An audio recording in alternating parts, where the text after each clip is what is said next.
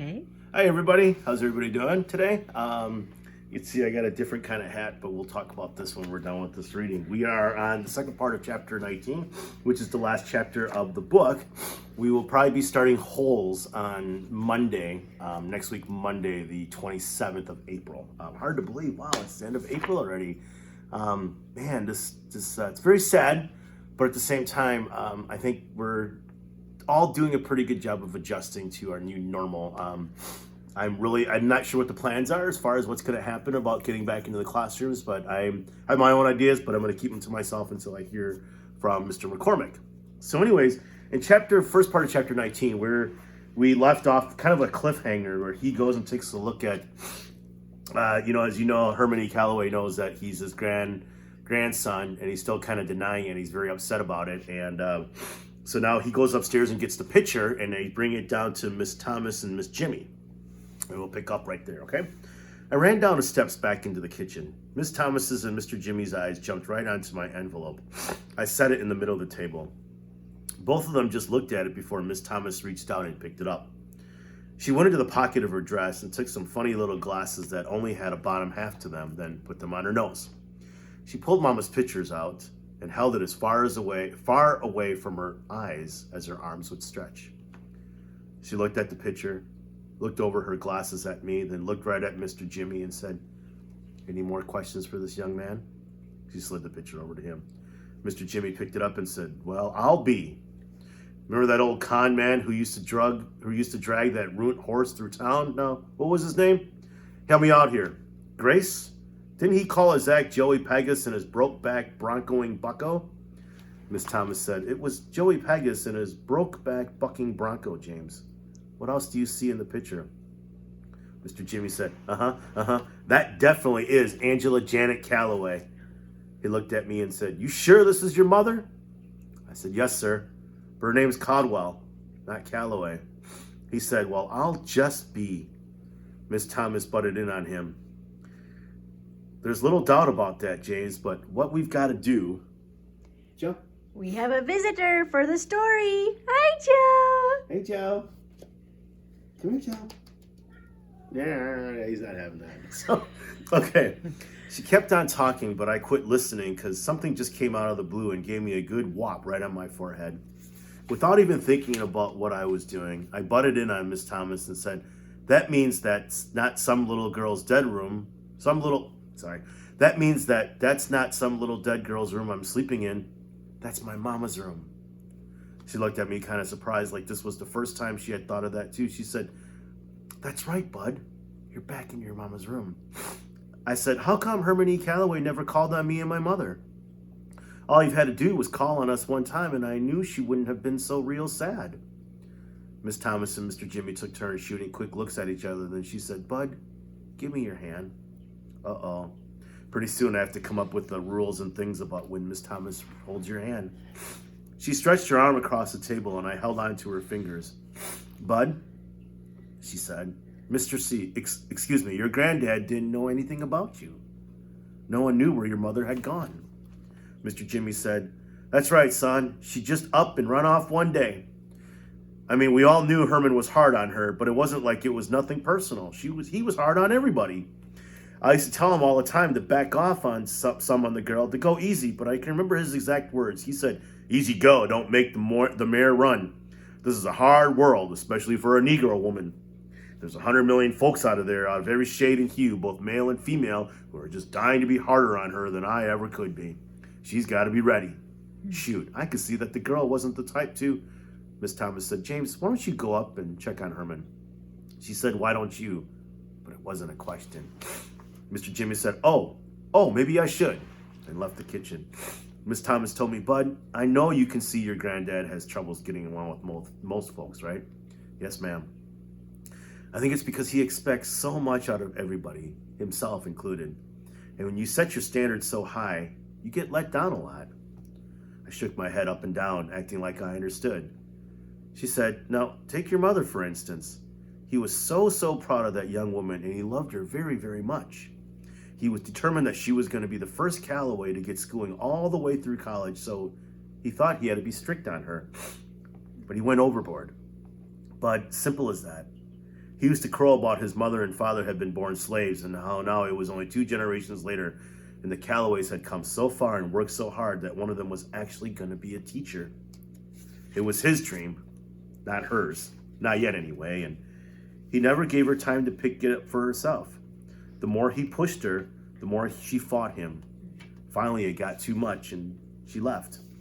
We think she ran off with one of Herman's drummers. We've been hoping for 11 years that she'd send word or come back, and she finally has. Looks to me like she sent us the best word we've had in years. Miss Thomas smiled at me, and I knew she was trying to say I was the word that my mama had sent to them. She said, "Wait here for 1 second, precious. I've got to go to my room for something." Miss Thomas was probably saying that as an excuse so she could blow her nose and cry, but she came back in a flash. She was holding an iron picture frame and handed it to me. "This has been on my dressing table for 13 years, Bud. Ever since your mother was 16 years old. Now it belongs to you." I wanted to say thank you, but I just stared at the picture in the heavy iron frame. It was my mama. The picture only showed her head all around the edges. It was smoky or foggy, so that it looked like Mama poked her head out of a cloud. And Mama was smiling. Same soft smile she'd give me when she got home from work. It'd been so long since I'd seen Mama smile that I wanted to laugh and cry at the same time. Miss Thomas said, "Let me show you something, Bud." She took the frame out of my hands and said, "Watch this." She moved the picture up and down, right and left, and around in circles. Do you see how her eyes are on you all the time? No matter which way you look at the picture, she's watching. It seemed like Mama was looking direct at me no matter where Miss Thomas put the picture. I can keep this? I feel like I've been holding on to it until the rightful owner came along, and it looks to me he's finally shown up. What took you so long, child? Miss Thomas patted me.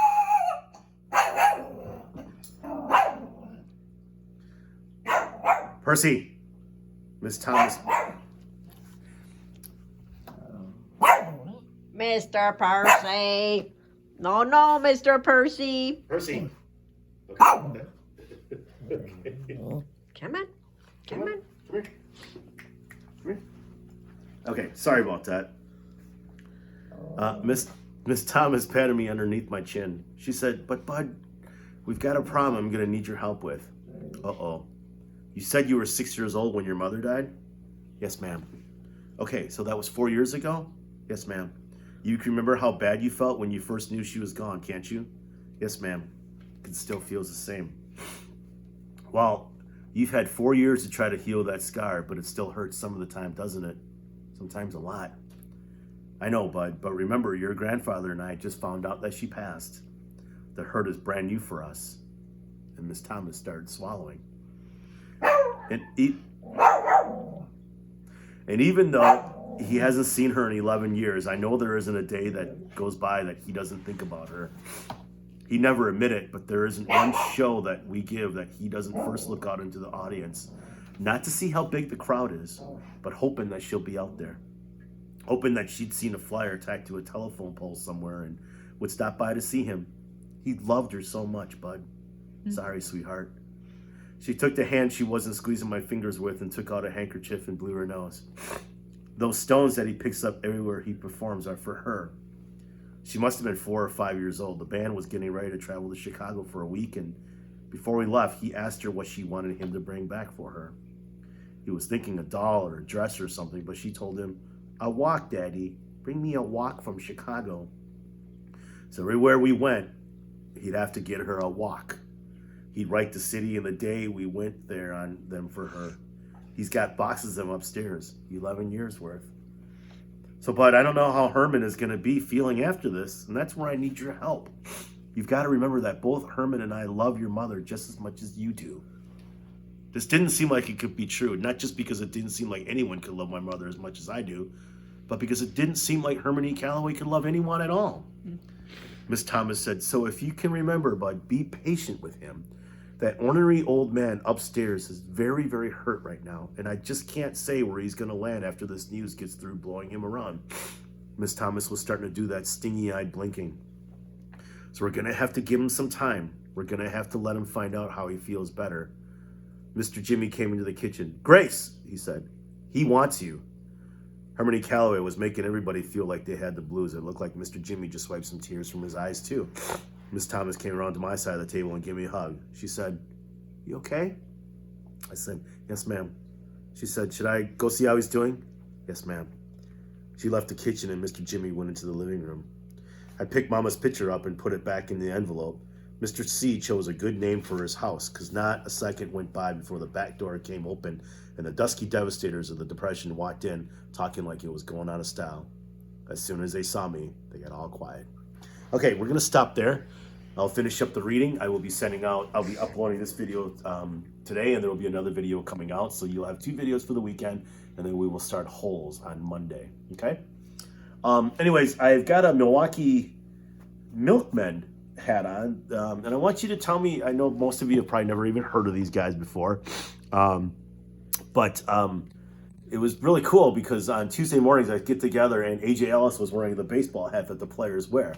So I don't know what his connection is with the Milwaukee Milkmen. I don't think he does anything as far as coaching or anything like that. I think he might know the owner or something like that. But Mrs. Chen and I went to a couple of games last year. It was a lot of fun. So I want you to tell me what you know, research the Milwaukee Milkmen, tell me what kind of league they play in, tell me what stadium they play in, tell me what city they play in, and any interesting fact about the league that they play in. So maybe you could talk about some of the other teams that they have in their league. And it's a lot of fun. It's actually very affordable. It's definitely cheaper than a Brewers game. The quality of baseball is not quite the same as a Brewers game, but it's a fun thing for the family. There's a lot of things for kids to do. So if you guys in the summer, if we ever come back to playing baseball, if you guys would like to have Mrs. Chen and I meet you guys there for a ball game, let us know. We don't live too far from there. So anyways, I love you guys. I miss you, and I really hope we can see each other again sometime soon. And I love you guys. Bye.